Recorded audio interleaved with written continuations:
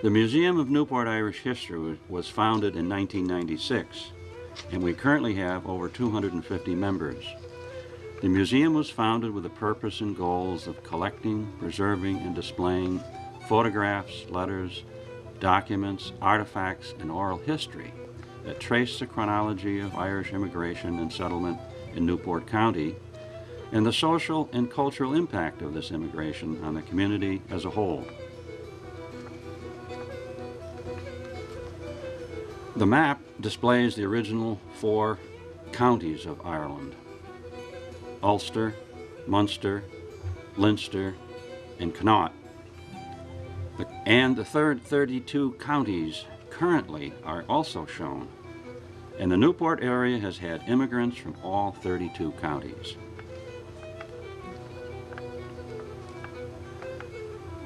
Irish immigration to Newport began over 350 years ago. The first Irishman, named Larkin, was listed in the Newport town records of 1655. Several of our newsletters discuss the immigrants of the 1600s and 1700s. Many Irish immigrated during this period because of poor economic conditions, political and religious persecution. Many Irish Newporters fought in the Revolution in George Washington's army. Immigration increased in the early 1800s with the opening of the Portsmouth coal mines, Fort Adams construction, and of course the horrible famine of the 1840s, which saw thousands come to the U.S. and to Canada. Now we'd like to take a brief tour of Aquidneck Island to see some of the sights and people that affected the Newport scene over the years. We begin in Portsmouth, where you see the original site of the Portsmouth coal mines. We're looking at the old Kaiser aluminum factory, and the main entrance of the mine was almost directly under the large structure, which is soon to become luxury condos. The miners shown here is a picture from the late 1800s. And the miners came from a little town in West Cork called Alahis, where mining had existed for many years. Census data from the 1840s and 1850s list many Irish miners in Portsmouth. The mines and smelters ran until about 1920, and a very vibrant Irish community existed here throughout that time. The pictures of the miners were from John Pierce's History of Portsmouth.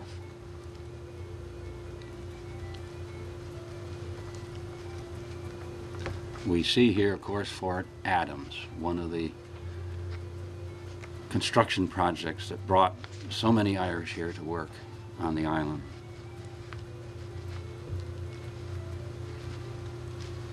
Again, the picture of the coal miners from the late 1800s from John Pierce's wonderful history book.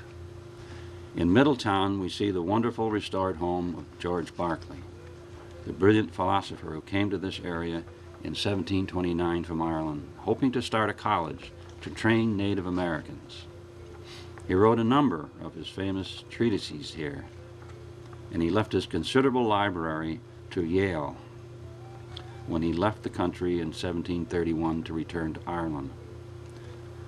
A daughter was born here to them and died before they returned to Ireland, and she's buried in Trinity Church Cemetery. Berkeley went back to Ireland to become Bishop of Cloyne in Cork, and there he wrote a number of letters and articles condemning the English treatment of the Irish.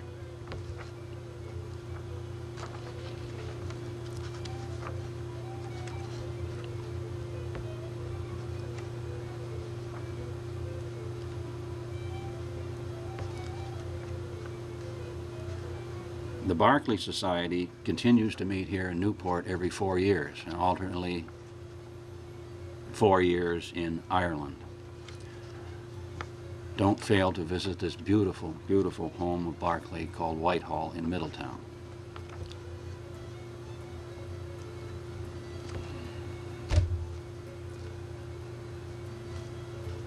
In Newport, the first Irish lived along the waterfront, as almost everyone did. But the first gathering of Irish families was in Cary Hill, seen here. Streets like Kingston and Warner, bounded by what was then West Broadway. Not far away is the St. Mary St. Joseph Cemetery, founded in 1848. We see a number of the stones here, and the Irish always like to record their birthplace or county parish where they were born in Ireland.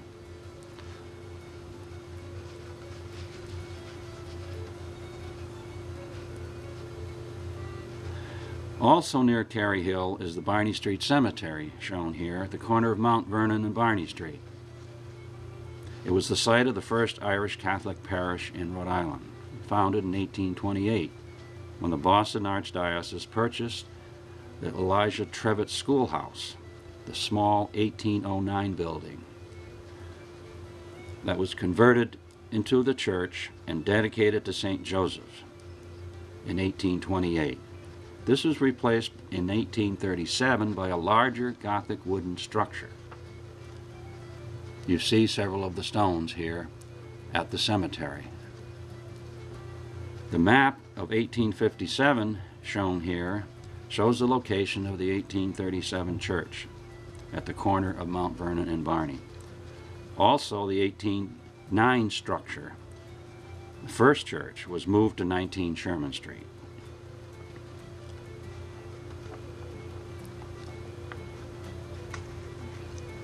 St. Mary's Church, shown here, was started in 1848 and dedicated in 1852 to St. Mary of the Isles.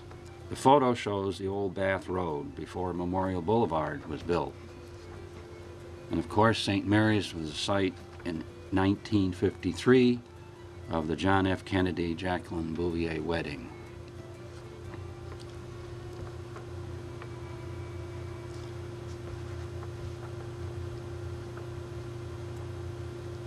By the late 1800s, the Fifth Ward became the center of life for the Irish. With a growing need for help in the Newport mansions, work on the waterfront, and the Fall River lines, the area grew. And here is Thames and Narragansett Street, Lee Avenue and Dixon Street.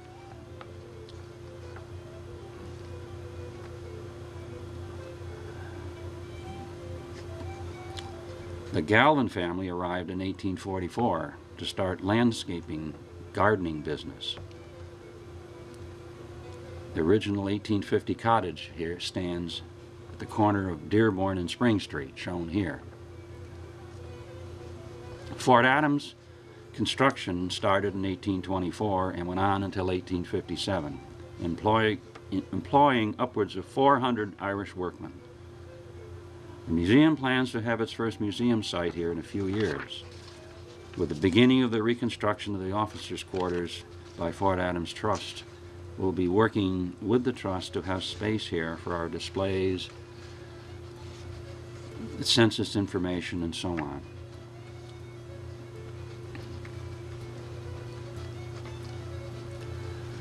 This is the newly renovated hall of the Ancient Order of Hibernians. The building was originally a congregational church on nearby Thames Street, which was built in 1876. The building was moved to the Wellington Avenue site in 1888 and was purchased by the Hibernians in 1906. The Ancient Order of Hibernians was founded in 1876 and is an Irish Catholic men's organization dedicated to Irish heritage with its motto of unity, friendship, and Christian charity. Currently, there are over 500 members. Shown here is a poster for a Hibernian social event in 1905. St. Augustine's Church was opened in 1911.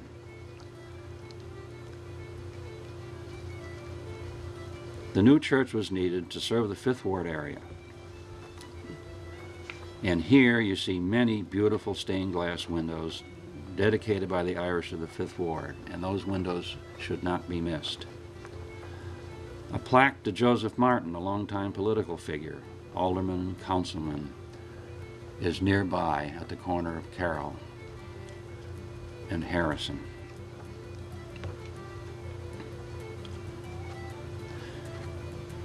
The Bellevue Avenue area, starting, you'll see, with the reading room, is full of Irish connections through the years. It was at the reading room, which was a 400 society, men-only high society establishment, that James Gordon Bennett, publisher of the New York Herald, and his polo-playing friend rode their horses directly into the front parlor on a bet and were promptly dismissed from the posh organization. We see directly across the site the former home of Molly Brown. Molly Brown, of the famous unsinkable Molly Brown fame. Here is her home, which she lived in the 1910s. She was a Tobin from Denver, where her husband struck it rich in the mines. The Matthew Perry statue, further down the street. Matthew's mother was from Kinsale, Ireland. The Perry's father was interned by the British during the War of 1812, and he returned to Ireland to marry the girl who brought him food when he was in prison. Across Turl Park is the home of the Elks, but it was formerly the home of Countess Leary, named a countess by the Pope for her many generous donations in the New York City area and in Newport. The casino, built in 1880 by James Gordon Bennett, who, after being thrown out of the reading room, decided to build a much better place for entertainment, sports, the famous grass court tennis, the first grass court tennis in the United States, the site of wonderful theater, parties, sports, and so on. James Gordon Bennett was the publisher of the New York Herald.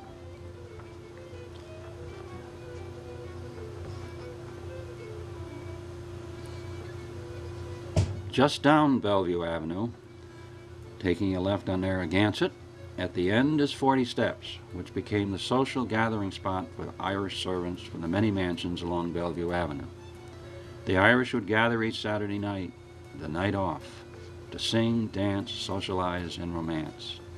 Many a marriage started here, and the entertainment was typical of the Irish sessions back home. If you go to Ireland today, in the small towns, you'll witness the impromptu music and dancing, usually just after the 11 p.m. pub closing. Ochre Court, now Salve Regina University's headquarters, was the temporary home for James Connolly's family. After the 1816 uprising in Dublin, James Connolly was one of the leaders of the uprising. He was severely wounded and had to be carried, strapped on a chair, for his execution a few days later. The night before his death, he told his wife to take the family and flee to the United States.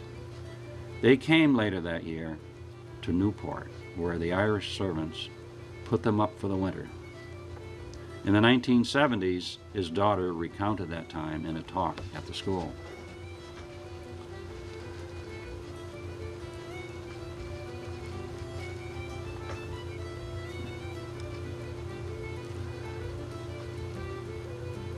Back on Bellevue Avenue, we'll see the site of the famous Timmy the Woodhooker's cottage. Timmy bought a little caretaker's house in the 1920s and set up his business here, which was literally a junk business. He'd gather furniture, wood pieces, and whatever he could sell later. But soon it began to overwhelm the area, spilling into the adjacent road. And the neighbors objected, taking Timmy to court many times, but he won each time, as there was no ordinance against his business. Timmy lived here with his sister Julia until the 1950s, when he died. And many of the Fifth Ward people today still remember him. An article is shown here from the Daily News discussing Timmy's many problems with the posh neighbors.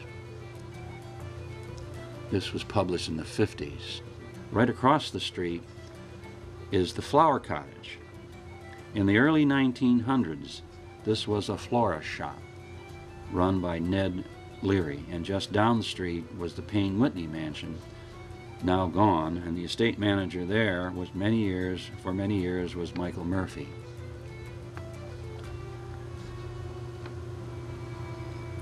Rosecliff, the home of Teresa Fair Orlick.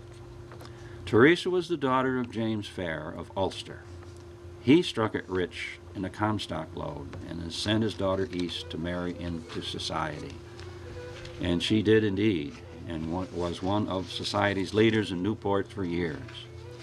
Rosecliff was her wedding present. And we see some more of the mansions along Bellevue Avenue. At the height of the social season, in the late 1890s to 1900, there were over 2,000 employed by the mansion owners, and many, of course, were from the nearby Fifth Ward. Here we see a group of servants. That picture is courtesy of the Newport Historical Society. This is Isaac Bell House.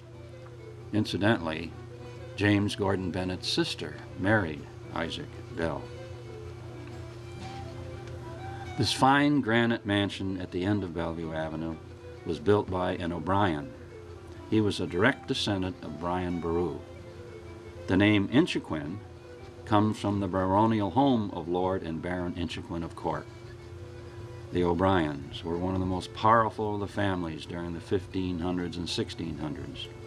Lord Inchiquin, during the Cromwellian period, alternately fought for and against Cromwell, but somehow he survived, going to France to support Charles II in his return to the throne. Next, we'll look at a selection of historical photos in the possession of the museum. The first photo shows the Black Jack Sullivan family and his carting business, about 1870 photo. And the photo here is a beautiful old photo courtesy of Charles Donovan of West Narragansett. Here is a 1905 photo of the Hibernian boat crew who rowed many a race against the Navy rowers on Narragansett Bay. This is a picture of the Hibernian Rifles, about 1890. Right after the Civil War, many civic organizations around the country with nationalistic pride formed these paramilitary organizations, and they thrived until World War I. This is a picture of 1919 of Eamon de Valera coming to Newport at the harbor. He came here to raise money for the emerging Irish Republic. He was a very, very successful fundraiser, and many, many thousands gathered at City Hall to listen to his speeches.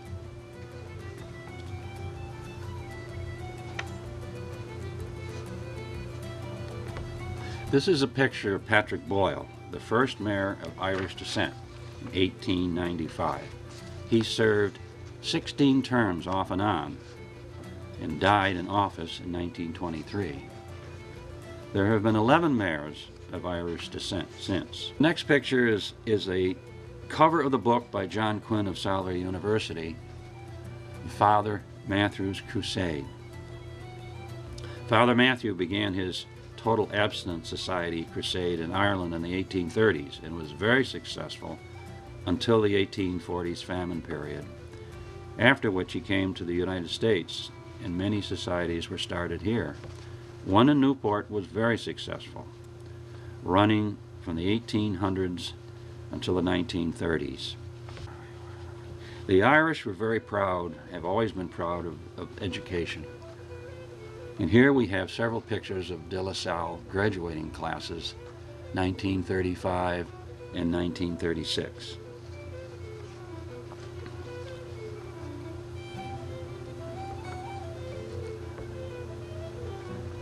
Here's a picture of Eamon de Valera at his Phoenix Park residence in the 1950s.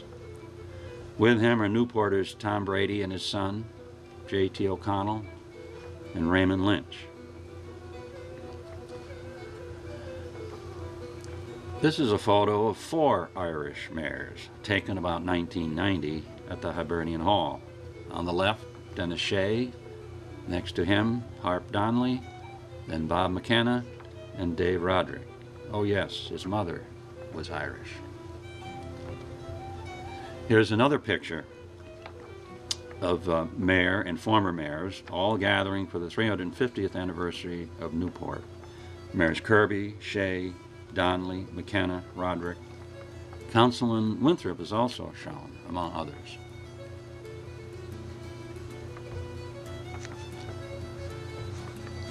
The pictorial history of the Newport Irish wouldn't be complete without the firemen. And here are the Kerwin brothers from that wonderful book, Born Newporters, by Lucy. Here is a 1950s photo of St. Patrick's Parade and Thames Street. And another picture in the 1990s, St. Patrick's Parade, showing the Ancient Order of Hibernians in March.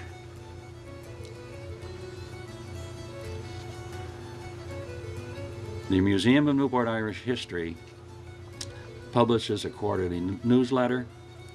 We have self-guided and guided tours of Newport Irish. We have sponsors. We sponsor a speakers program each fall and winter. We have a growing library of related Irish history items. We have restored and continue to maintain the St. Joseph Barney Street Cemetery.